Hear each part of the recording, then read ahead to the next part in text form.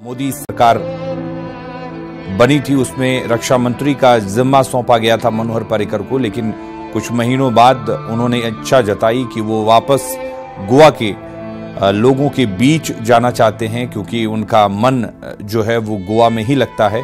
और फिर उन्हें चौथी बार गोवा का मुख्यमंत्री बनने का सौभाग्य मिला। उन्होंने गोवा में स्थिर सरकार भी दी, गोवा में काफी कुछ किया, गोवा को एक नई पहचान दी। और यही वजह है कि गोवा ही नहीं बल्कि देश में मनोहर पर्रिकर को एक ऐसे नेता के तौर पर जाना जाता था जो बिल्कुल ही साधारण जीवन जीते थे, केंद्रीय मंत्री थे, मुख्यमंत्री रहे, बावजूद इसके वो लोगों के बीच मौजूद रहते थे। एक तरह से ये कहना गलत नहीं होगा कि वीआईपी कल्चर को उन्होंने त्याग दिया था। और अब कुछ खबरों का रुख कर लेते हैं। 3 दिनों बाद होली है, लेकिन होली से पहले का सोमवार कई परिवारों के लिए सिसकियां लेकर आया। आज अलग अलग 3 जगहों पर अपराधियों ने 4 लोगों को गोलियों से भून दिया। वारदात की 3 तस्वीरें आप अपने टीवी स्क्रीन पर देख रहे हैं। पहली तस्वीर मोतिहारी की है, जहां 2 लोगों को अपराधियों ने मौत के घाट उतार दिया। मृतकों में एक वार्ड सदस्य भी शामिल है। दूसरी तस्वीर आरा की है, जहां बाइक सवार अपराधियों ने एक कारोबारी को निशाना बनाया, जबकि तीसरी तस्वीर जमुई की है, जहां सुबह सुबह एक शख्स की गोली मारकर हत्या कर दी गई। मृतक का शव बहियार इलाके से बरामद किया गया है। हैरानी की बात है कि 13 दिन पहले यानी 5 मार्च को काकन गांव के एक किसान की हत्या कर दी गई थी, जिसके बाद गांव में सुरक्षा के लिए पुलिस कैंप लगाया गया था। लेकिन मात्र 13 दिनों के भीतर एक बार फिर हत्या की वारदात सामने आ गई। जाहिर तौर पर तीनों तस्वीरें बताने के लिए काफी हैं कि अपराधियों के जहन से कानून का खौफ बिल्कुल खत्म हो चुका है, क्योंकि वारदात की तस्वीरों को देखने से साफ पता चलता है कि तीनों हत्याएं टारगेट थी।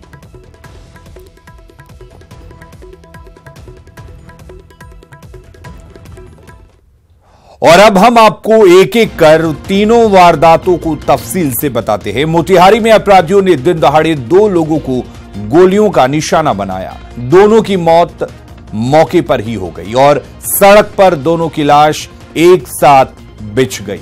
घटना जिले के घोड़ासहन प्रखंड कार्यालय के गेट के पास की है। दिन दहाड़े हुई इस घटना के बाद इलाके में दहशत कायम है। फिलहाल घटना के पीछे पुराना विवाद बताया जा रहा है। शूटर्स ने दोनों को करीब से और सिर में गोली मारी, जिससे उनकी मौके पर ही मौत हो गई। दिन दहाड़े हुई इस घटना के बाद पुलिस के हाथ पांव फूलने लगे हैं। पुलिस ने फिलहाल मामले को गंभीरता से लेते हुए सिकराना के डीएसपी के नेतृत्व में एक विशेष टीम का गठन किया है। साथ ही प्रखंड और आसपास के इलाकों में लगे सीसीटीवी कैमरों का फुटेज खंगाल रही है।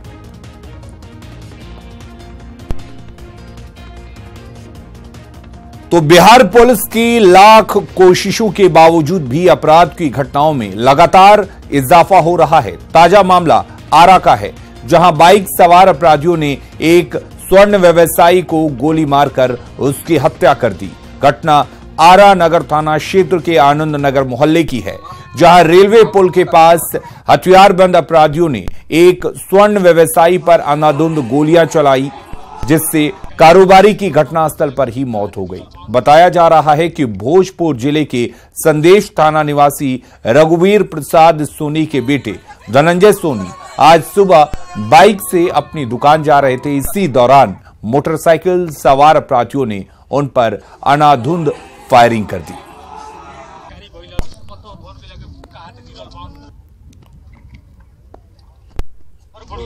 अच्छा सोनारी दुकान बगीचा अब उसमें तो दुकान है। सोनारी दुकान कहां पर बा? आखा गांव में। कौन साल से कर रहा है? ये तो करीब साल हो रहा है। दुकान कौन साल से है? वो तो ज्यादा दिन से बा। तब हो 10 साल से। कौन दुश्मनी हमारे साथ है कि बिजनेस वाला आदमी से बिजनेस वाला आदमी से कोई दुश्मनी।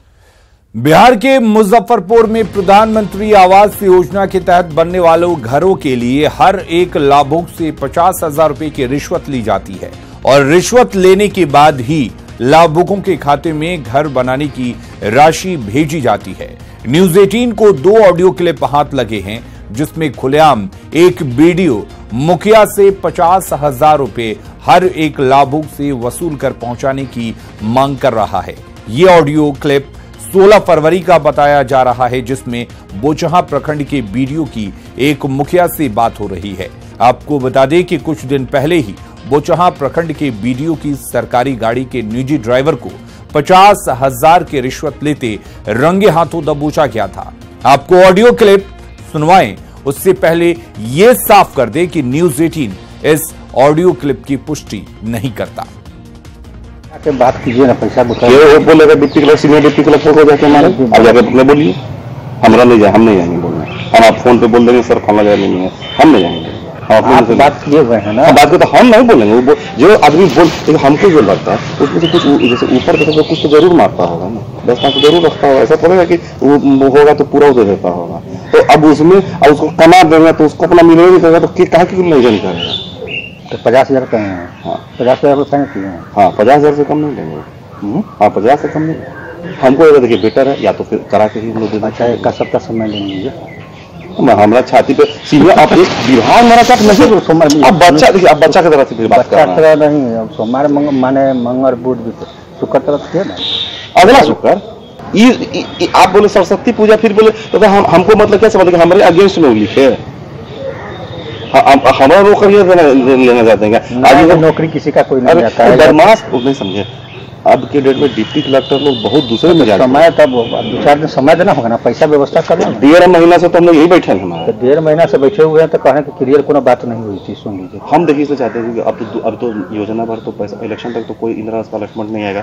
संयोग से हमारे डीएम साहब भी चले गए। ये डीएम साहब कूल माइंडेड है, लेने देना लोग। मुंगेर पुलिस ने छापेमारी के दौरान भारी मात्रा में लॉटरी टिकट सहित सरगना समेत 6 लोगों को गिरफ्तार किया। जब्त लॉटरी की कीमत 11,55,500 रुपए बताई जा रही है।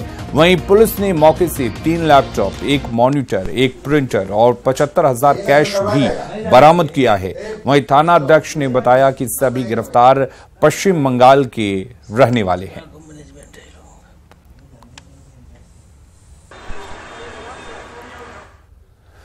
और रुक करेंगे इस वक्त एक बड़ी खबर की। मुजफ्फरपुर बालिका गृहकांड पर बड़ी खबर आ रही है। साकेत कोर्ट में अगली सुनवाई में तय करेगा आरोप।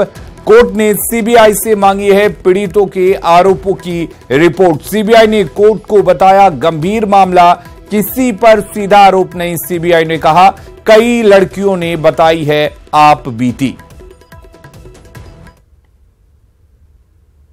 मुजफ्फरपुर सेल्टर होम मामले में साकेत कोर्ट में आज फिलहाल फैसला सुरक्षित रख दिया गया है। 25 मार्च को सभी आरोपियों के खिलाफ आरोप तय किए जाएंगे। हमारे साथ वकील साहब हैं। सर, आज लंबा बहस चला, कई दस्तावेज थे जो सीबीआई से तलब किए गए। क्या 25 तारीख को होना है और क्या कुछ आज कोर्ट में? आज बालिका गृह कांड मुजफ्फरपुर जो कांड है उसमें साकेत कोर्ट में सीबीआई को जितने 20 अक्यूज हैं उन पर क्या क्या आरोप है इसका क्लेरिफिकेशन करना था।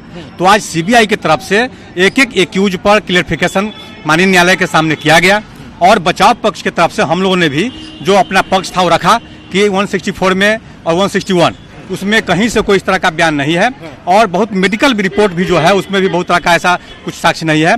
तो माननीय न्यायालय ने इस सारी बातों को सुनने के बाद 25 तारीख को आरोप गठन के लिए आदेश सुरक्षित रख लिया है। सीबीआई ने यह भी कहा कि ये बहुत गंभीर मामला है और चूंकि कुछ लड़कियों के बयान दर्ज किए गए थे लेकिन कुछ लड़कियां डरी हुई थी इसलिए बयान दर्ज नहीं किए गए। जी हाँ, सीबीआई से जब माननीय न्यायालय ने क्वेश्चन किया कि कई ऐसी लड़कियां हैं जो कहा कि फलाने लड़कियों के साथ इस तरह की घटना हुई लेकिन उन लड़कियों का बयान इस तरह का नहीं आया, जिस पर सीबीआई ने कहा कि इसमें कुछ लड़कियां डर गई जो बयान नहीं दी। तो जो विक्टिम है जिसके साथ घटना हुई है उसका बयान जरूरी था। इसके लिए न्यायालय ने सीबीआई को कहा कि यह आवश्यकता थी। ठीक है, तो फिलहाल इस पूरे मामले पर अब 25 मार्च को दिल्ली की साकेत कोर्ट अपना फैसला सुनाएगी। टोटल 21 आरोपी इस पूरे मामले में हैं, जिसमें जो मुख्य आरोपी है वो ब्रजेश ठाकुर है। तो अब 25 मार्च को साकेत कोर्ट सभी आरोपियों के खिलाफ अपना आरोप तय करेगी। कैमरामैन अंकित जैन के साथ सुशील पांडे, न्यूज 18 दिल्ली। लोकसभा चुनाव में सुरक्षा को लेकर अर्धसैनिक बलों के जवानों का पटना पहुंचने का सिलसिला शुरू हो गया है। पहली बार आज बीएसएफ की 4 कंपनियां पहुंची। ट्रेन से पटना जंक्शन पर पहुंची इन कंपनियों की अगुवाई के लिए बिहार पुलिस के अधिकारी मौजूद थे। त्रिपुरा से पटना पहुंची इन कंपनियों को औरंगाबाद के लिए रवाना किया गया। मौके का जायजा लिया हमारे संवाददाता संजय कुमार ने। बिहार में 2019 में होने वाले लोकसभा चुनाव के लिए प्रथम चरण के लिए 4 सीटों के लिए आज अधिसूचना जारी कर दी गई है। 11 बजे से नामांकन करने की प्रक्रिया शुरू हो गई है और आज पहला दिन है जब बिहार में पहली बार अर्धसैनिक बल पटना पहुंचे हैं। यह तस्वीर है पटना जंक्शन की और देखिए भारी संख्या में जो डिप्लॉयमेंट हुआ है उसके लिए पुलिस फोर्स को यहाँ से जो उनके गंतव्य स्थान है वहाँ भेजने के लिए ट्रकों और बसों से व्यवस्था की गई है।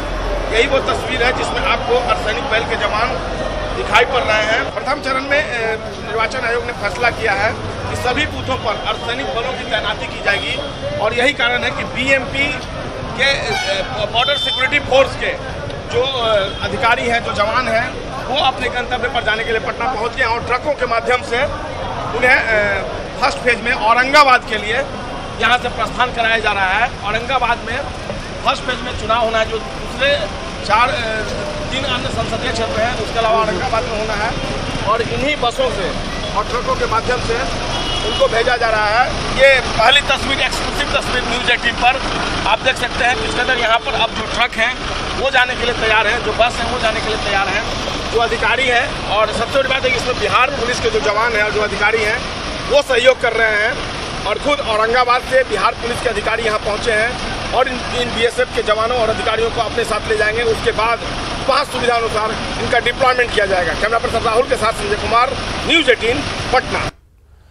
2019 का चुनावी महाभारत जमीन से लेकर आसमान तक से लड़ा जाएगा। जमीन पर जहां नेताओं की जुबानी तीर चलेंगे, वहीं आसमान में उड़न खटोला नेताजी के लिए स्टेटस सिंबल रहेगा। चुनावी सभा तक पहुंचने के लिए राजनीतिक दलों ने अभी से हेलीकॉप्टर की बुकिंग शुरू कर दी है। जमीन से लेकर आसमान तक की तैयारी, चुनाव प्रचार के लिए हेलीकॉप्टर की शुरू हुई बुकिंग।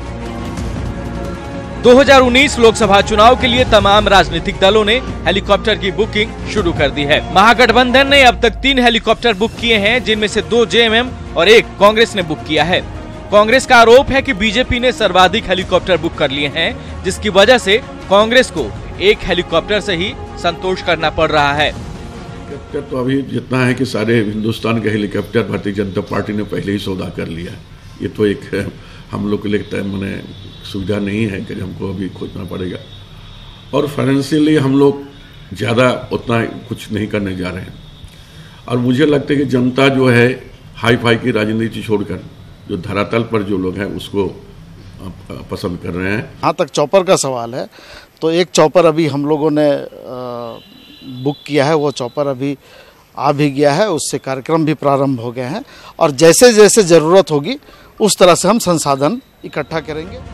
बीजेपी हेलीकॉप्टर की बुकिंग करा चुकी है और स्टार कैंपेनर के साथ प्रत्याशियों की सूची आने का इंतजार कर रही है, जिसके बाद प्रचार का दौर तेजी से शुरू होगा। मुझे लगता है कि पर्याप्त संख्या में जरूरत पड़ेगी और पार्टी को हेलीकॉप्टर, चार्टर प्लेन जहां जैसे जरूरत पड़ेगी पार्टी उसके लिए तैयार है पूरी तरह से। पहले स्टार कैंपेनर जो हमारे होंगे, स्टार प्रचारक होंगे, उसकी सूची आ जाए सामने और फिर पार्टी के कार्यक्रम तय हो जाए, कौन नेता कहां जाएंगे, किस तरह से जाएंगे, उस हिसाब से पार्टी उस तरह से अपनी व्यवस्था स्थापित करेगी।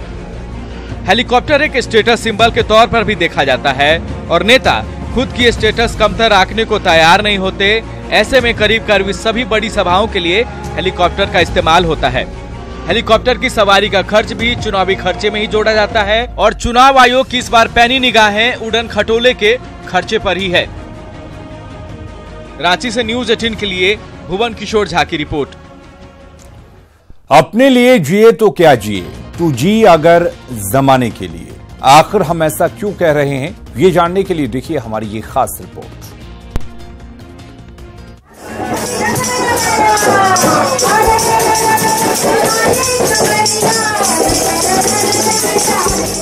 होली की धुनों पर धमाल मचाते ये बच्चे,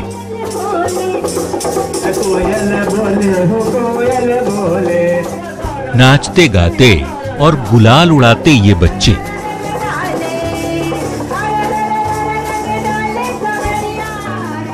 लेकिन इन मासूमों की हकीकत जानकर आप चौंक जाएंगे, क्योंकि ये बच्चे न सुन सकते हैं न बोल सकते हैं, लेकिन कुदरत की इस नाइंसाफी की नाफरमानी उड़ाते ये बिंदास बच्चे आम बच्चों से कतई कम नहीं। मौका होली का है तो मस्ती लूटने से पीछे क्यों रहे। इन बच्चों की सोच में ताकत भरने का काम किया है एक दिव्यांग बैंक मैनेजर ने। पंजाब नेशनल बैंक के मैनेजर संजीव कुमार पिछले 5 सालों से दिव्यांग बच्चों के बीच होली मिलन समारोह का आयोजन करते आ रहे हैं।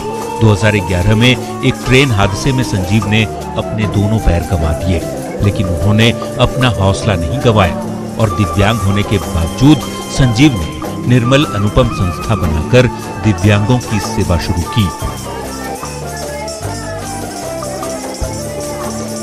दिव्यांग बच्चों के बीच ये होली मिलन समारोह कर रहे हैं। इसके पीछे हमारा उद्देश्य ये होता है कि हमारे दिव्यांग बच्चे भी मूल धारा से जुड़े, समान लोगों के बीच जुड़े।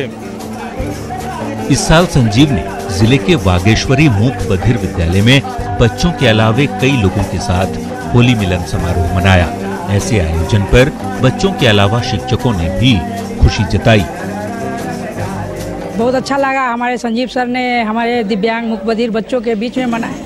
ये तो बहुत ही अच्छा है और इन्होंने कहा है कि वास्तव में ऐसे बच्चों को भी यह लगना चाहिए कि हम समाज से अलग नहीं हैं। सच है, इंसान हिम्मत के सहारे अपनी खोई हुई खुशियों को वापस ला सकता है और यकीनन एक दिव्यांग बैंक मैनेजर ने अपने जज्बे से इन बच्चों के चेहरे पर वो खुशियां लाई हैं जो हर किसी के लिए सपने से कम नहीं। वैसे दिव्यांग इन प्यारे बच्चों को न्यूज़ 18 की ओर से होली की अग्रिम शुभकामनाएं। सुधीर कुमार, न्यूज़ 18 मुजफ्फरपुर। और जैसा कि आप जानते हैं, डीटीएच या केबल नेटवर्क पर अपने पसंदीदा चैनल चुनने की आखिरी तारीख करीब आ रही है, जो कि 31 मार्च है। इसलिए हम आपको याद दिला दें कि आप अपना सबसे प्रिय चैनल न्यूज़ 18 सिर्फ 10 पैसे में पूरे महीने देख सकते हैं। आज ही अपने डीटीएच या केबल ऑपरेटर से संपर्क करें या फिर ऑनलाइन सब्सक्राइब करें। फिलहाल के लिए इस बुलेटिन में इतना ही, लेकिन बिहार की बाकी खबरों को देखने के लिए आप लॉग इन कर सकते हैं हमारी वेबसाइट news18bihar.com पर। नमस्कार।